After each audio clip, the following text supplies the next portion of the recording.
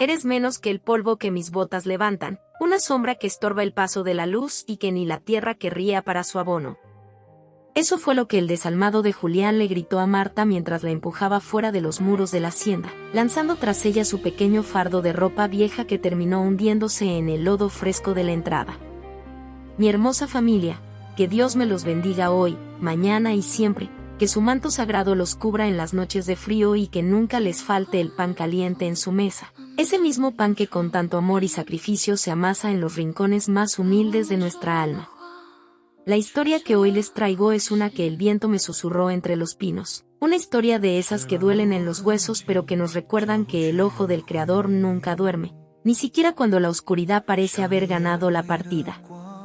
Marta era una mujer de manos callosas y corazón de trigal, una mujer que había pasado 40 inviernos alimentando el fuego del gran horno de piedra de la familia Alvarado. Ella no conocía el descanso, su reloj eran las campanadas de la iglesia y su único tesoro era el aroma de la levadura creciendo bajo los paños de lino. Vio nacer a Julián, lo arrulló cuando el llanto lo vencía y le preparó los dulces de miel más tiernos cuando apenas le salían los dientes. Pero el veneno de la ambición es una maleza que crece rápido en los corazones que no saben de gratitud. Cuando el viejo patrón falleció, dejando tras de sí un rastro de olor a tabaco y testamento sin firmar, Julián no vio en Marta a la madre que lo crió, sino un gasto, una boca vieja que ya no producía lo mismo que antes. Con la frialdad de quien corta una rama seca, la acusó de haber robado las monedas de plata que faltaban en el escritorio de su padre, monedas que él mismo se había gastado en lujos innecesarios y juegos de azar. El día que le expulsaron, el cielo se tiñó de un gris ceniza, como si las nubes compartieran la indignación de la justicia herida. Marta caminó cuesta abajo, con sus pies descalzos hundiéndose en la greda, sintiendo como el frío le calaba hasta los suspiros. ¿Ustedes creen que Dios permitirá esto? Pongan amén y cuéntenme desde qué país me escuchan. Suscríbanse y activen la campanita para que no se pierdan cómo la justicia de lo alto comienza a tejer su red. El desierto de la soledad recibió a Marta, pero ella no se dejó vencer. Buscó refugio en una cueva natural donde el agua goteaba con la rítmica paciencia de las oraciones. Con el puñado de harina que había logrado esconder en su delantal, comenzó a mezclar el polvo blanco con el agua de la lluvia, orando sobre la masa, pidiendo que cada burbuja de aire fuera un escudo contra la maldad.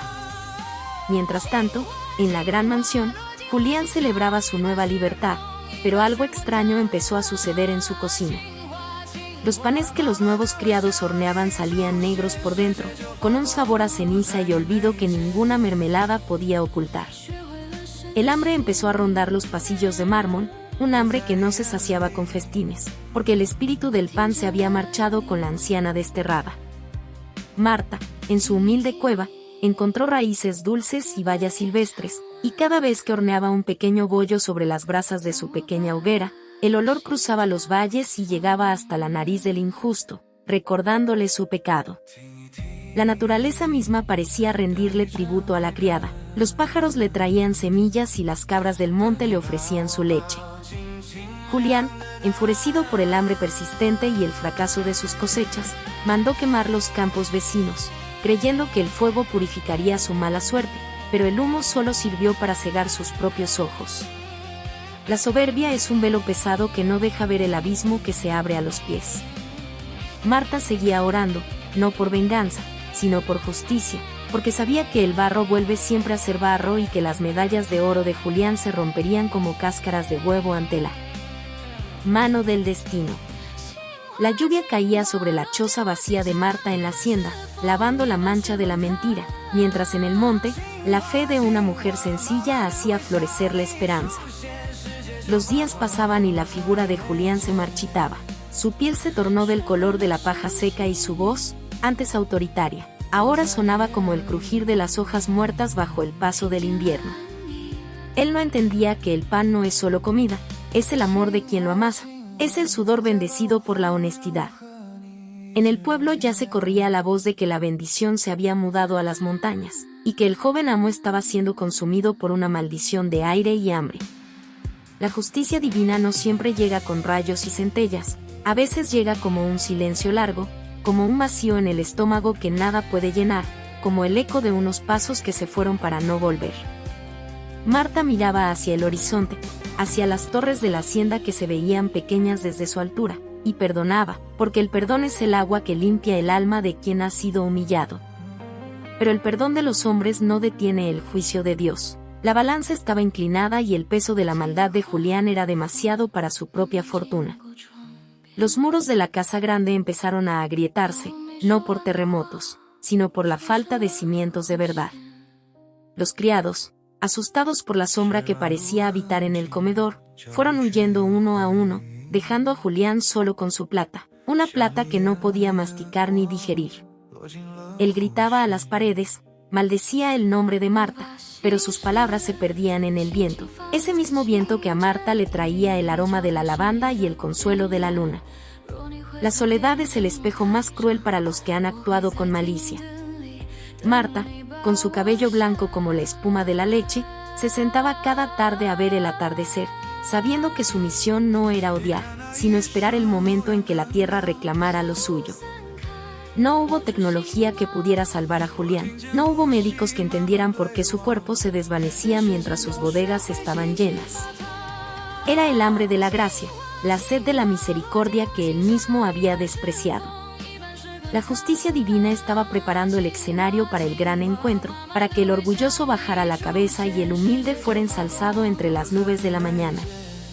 Cada mañana, Marta encontraba una nueva razón para dar gracias, ya fuera una piedra con forma de corazón o el canto de un jilguero que se posaba en su hombro. Ella no necesitaba las sedas que Julián vestía, pues su piel estaba curtida por el sol de la verdad. La historia apenas comenzaba a escribirse en el libro de la vida, y cada renglón era un paso más hacia la restauración de lo que el desalmado había intentado destruir con sus mentiras de barro y su corazón de piedra fría. El camino de la justicia es lento como el crecimiento de un roble, pero igual de firme y difícil de derribar cuando llega su tiempo de gloria. Así, mientras la luna se asomaba por detrás de los picos nevados, Marta cerraba los ojos, sintiendo que el Creador estaba cerca, tejiendo con hilos de luz el destino de aquellos que se creen dueños de la vida ajena, olvidando que todos somos, al final, soplos de un mismo aliento divino que busca siempre el cauce de la bondad y la rectitud. El aroma del pan de Marta, un pan hecho de fe y lágrimas, comenzó a atraer a los viajeros perdidos, a los cansados, a los que buscaban algo más que alimento, y en esa cueva, una nueva familia empezó a formarse bajo la mirada atenta de las estrellas, mientras en la hacienda, el silencio de la desolación se convertía en el único compañero del hombre que pensó que podía pisotear la dignidad de una madre sin pagar el precio de su propia alma. La justicia, mis hermanos, es como la lluvia, tarda en llegar, pero cuando lo hace, limpia todo el polvo del camino y hace que lo que estaba muerto vuelva a tener un color de esperanza y de verdad ante los ojos de Dios. La soledad de Julián no era un cuarto vacío, era un pozo de sombras donde sus propios gritos rebotaban contra las paredes de mármol, recordándole que el oro no tiene voz para consolar a un hombre que se muere de frío en medio del verano. El hambre que lo acosaba no era un rugido en el vientre, sino una languidez en la sangre, como si sus venas se hubieran llenado de la misma arena seca que ahora cubría sus jardines antes florecientes. En la cueva, la paz de Marta se había convertido en un faro para los desposeídos. Los pastores que bajaban de las cumbres decían que el pan de la anciana sabía a infancia y a perdón, y que una sola migaja bastaba para fortalecer las piernas del caminante más fatigado. ¿Ustedes creen que Dios permitirá esto? Pongan amén y cuéntenme desde qué país me escuchan. Suscríbanse y activen la campanita para que la luz de este relato siga iluminando los corazones que buscan consuelo.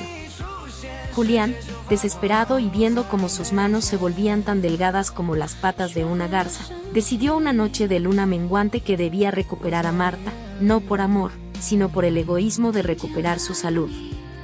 Montó su caballo, un animal que antes relumbraba como el azabache y que ahora tropezaba con sus propias sombras, y se dirigió hacia la montaña maldiciendo cada piedra del camino. La naturaleza, que reconoce al tirano, le cerraba el paso con ramas que parecían garras de madera y neblinas que le borraban el rastro de la senda. Mientras tanto, en la cueva, Marta alimentaba un fuego pequeño que nunca se apagaba, una llama que parecía alimentarse del mismo aire sagrado del monte. Ella supo que él venía mucho antes de escuchar los cascos del caballo, porque el aire se volvió pesado y el aroma de las flores se escondió bajo un hedor a envidia rancia.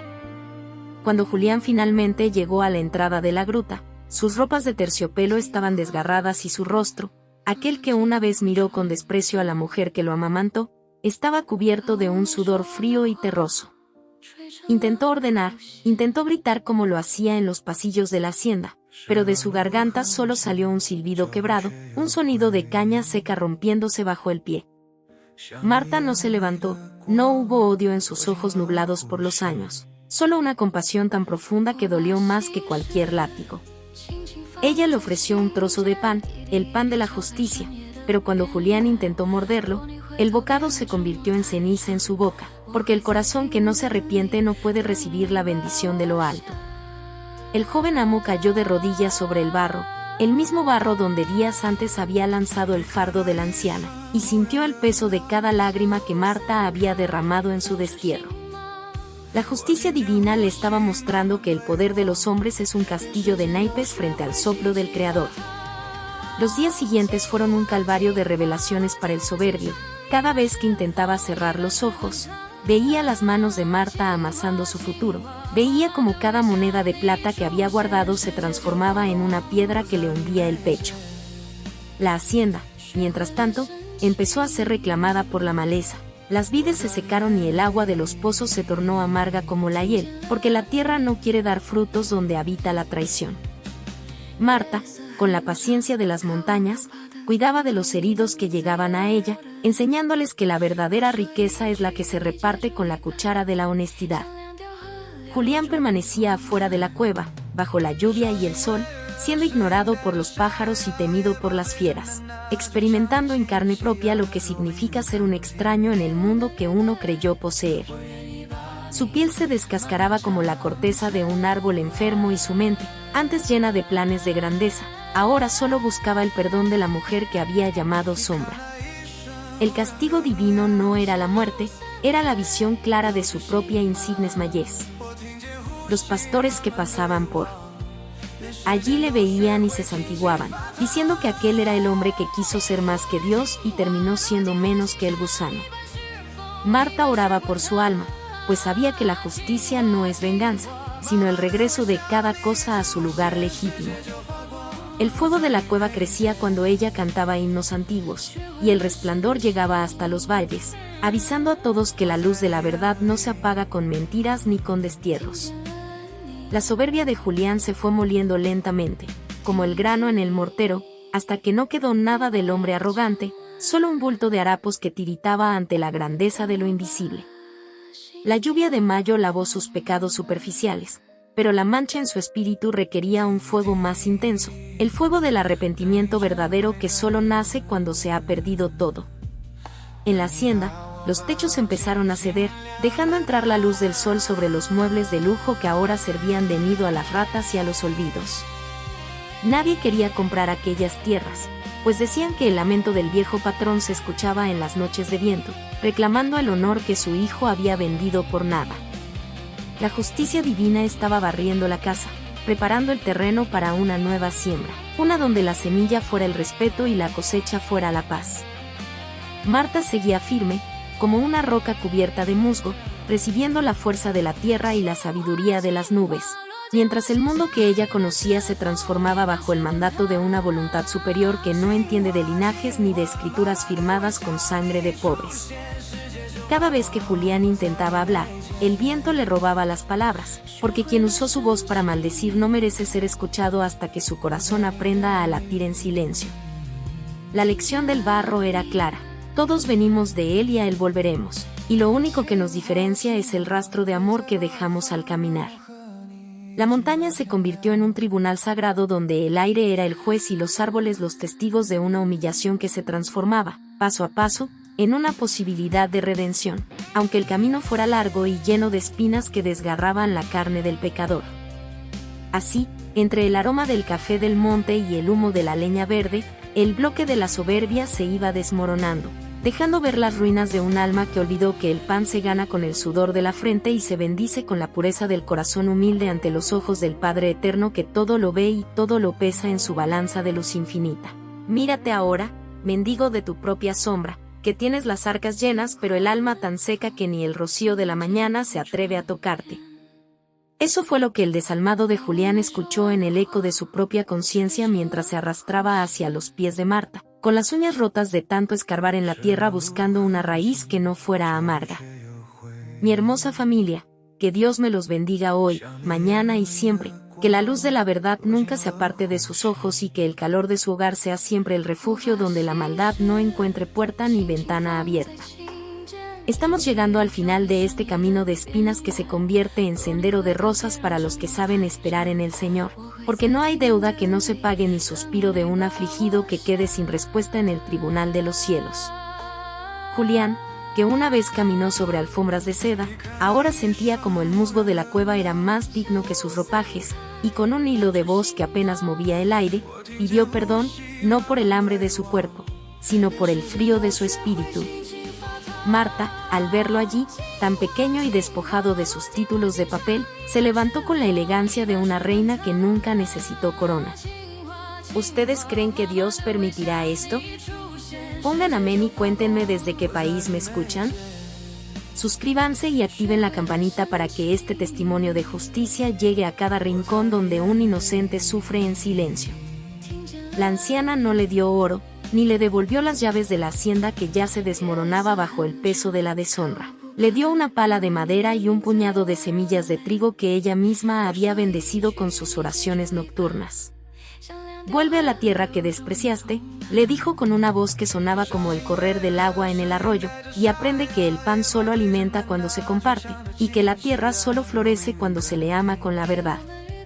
Julián regresó a los campos que él mismo había quemado, y bajo el sol inclemente que no perdona a los soberbios, comenzó a trabajar como el último de los peones, sintiendo como el sudor lavaba, gota a gota, la costra de orgullo que le cubría el corazón. La hacienda nunca volvió a ser el palacio de lujos de antes, se convirtió en un refugio para los huérfanos y los ancianos que no tenían donde caer muertos, porque la justicia divina dictó que la propiedad del injusto debía pasar a manos de los que saben lo que vale una caricia y un plato de sopa caliente. Marta regresó a su antigua cocina, no como criada, sino como la matriarca de una nueva estirpe de gente de bien, y el horno de piedra, que tanto tiempo estuvo frío y oliendo a ceniza muerta, volvió a rugir con la alegría de la leña de encina. El olor del pan recién horneado se extendió por todo el valle, pero esta vez no era un olor que causara envidia, sino una invitación a la mesa común donde nadie era más que nadie. Julián, con las manos llenas de llagas que luego se volvieron callos de hombre honrado, entendió que su castigo fue su mayor bendición, pues de no haberlo perdido todo, nunca habría encontrado su alma. La justicia de Dios es perfecta, al que humilla lo pone de rodillas para que aprenda a ver la grandeza de lo pequeño, y al que es humillado lo levanta sobre las alas del águila para que vea que su sufrimiento fue solo el barro con el que se moldeaba una vasija de honor. Los años pasaron y el nombre de los Alvarado fue recordado no por la plata, sino por la caridad de una mujer que supo perdonar y por el arrepentimiento de un hombre que supo cambiar. En la tumba del viejo patrón ya no crecían cardos, sino flores silvestres que los niños del refugio cuidaban con esmero.